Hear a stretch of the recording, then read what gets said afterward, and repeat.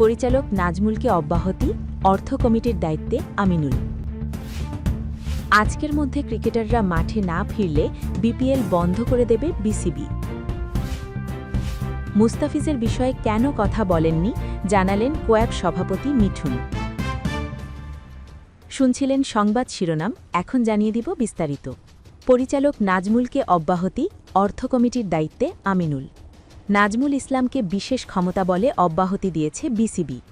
ক্রিকেটারদের অনড় দাবির প্রেক্ষিতে সাম্প্রতিক পরিস্থিতি বিবেচনায় তাৎক্ষণিকভাবে অর্থ কমিটির চেয়ারম্যান পদ থেকে নাজমুল ইসলামকে অব্যাহতি দিয়েছে বিসিবি।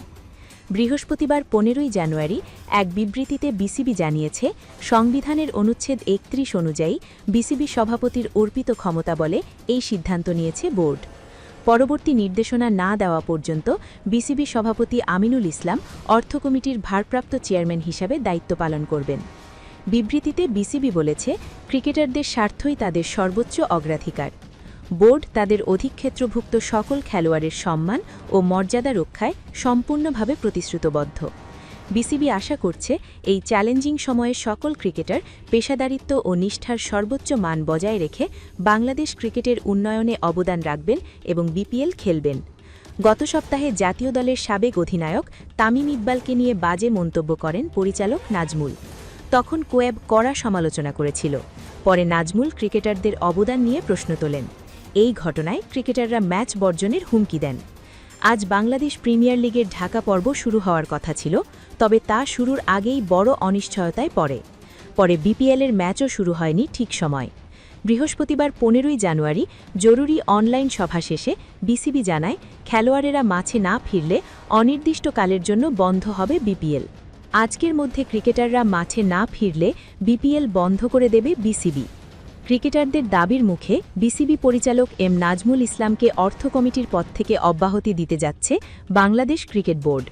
তবে বিসিবি বলছে, যদি আজকের মধ্যে ক্রিকেটাররা খেলায় না ফিরেন তাহলে অনির্দিষ্টকালের জন্য বিপিএল বন্ধ করে দেওয়া হবে।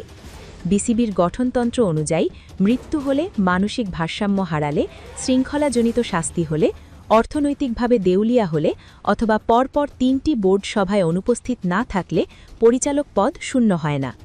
এখানে প্রথম 5টি কারণ নাজমুলের ক্ষেত্রে প্রযোজ্য নয়। তবে নাজমুল নিজে থেকে পদত্যাগ করলে তখনই বিসিবি তাকে ছাড়তে পারবে। চলতি বছরের শুরু থেকেই আলোচনায় আছে বাংলাদেশের ক্রিকেট। মুস্তাফিজুর রহমানের আইপিএল থেকে বাদ পড়া থেকে শুরু করে এরপর বিশ্বকাপে খেলতে অস্বীকৃতি, পরিশেষে বিপিএল বয়কট। প্রতিদিনই কিছু না কিছু একটা ঘটছেই। সবশেষ ঘটনার মূলে আছে cricketers welfare association of Bangladesh, কোয়াব। তবে ক্রিকেটারদের এই ইস্যুতে তারা সরব হতেই একটা প্রশ্ন উঠছে, মুস্তাফিজুর রহমানকে যখন কলকাতা নাইট রাইডার্স ছেড়ে দিল কোনো কারণ ছাড়াই, তখন কেন তারা কোনো প্রতিবাদলিপি পাঠাননি? এর জবাবটা আজ দিয়েছে কোয়াব। সভাপতি মুহাম্মদ মিঠুন শুরুতে যেন এড়িয়েই যেতে চেয়েছিলেন। তিনি বলেন, এটা ওর ব্যক্তিগত ইস্যু, পুরো বিষয়টা সেখান থেকে শুরু হয়নি, আপনি ভুল ভাবছেন। তবে এরপরই বিষয়টা নিয়ে বিস্তারিত জানান। তিনি জানান, শুরুতে ক্রিকেটারদের বৈশ্বিক প্রতিষ্ঠানের সঙ্গে কথা হয়েছিল, পরে মুস্তাফিজের অনিচ্ছায় সব কার্যক্রম স্থিমিত করতে হয়েছে। তিনি বলেন, ক্রিকেটারদের অ্যাসোসিয়েশন হিসাবে আমাদের কাজ ছিল ওয়ার্ল্ড ক্রিকেটার্স অ্যাসোসিয়েশনকে জানানো। আমরা তাদের সঙ্গে জুমে মিটিং করেছি শুধু মুস্তাফিজ ইস্যু নিয়ে। এই বিষয়ে আগে খেলোয়াড় কী চায় তা জানতে হবে, তারপর তারা মুভ করবে। তারা আশ্বাস দিয়েছিল যে খেলোয়াড় যা যা চাবে তার সবই তারা করবে। এখানে আমরা মুস্তাফিজকে জিজ্ঞেস করেছিলাম, তবে বিষয়টা দিনে দিনে এমন ক্রিটিক্যাল পর্যায়ে চলে গিয়েছিল যে মুস্তাফিজ বিষয়টা আর বাড়াতে চায়নি।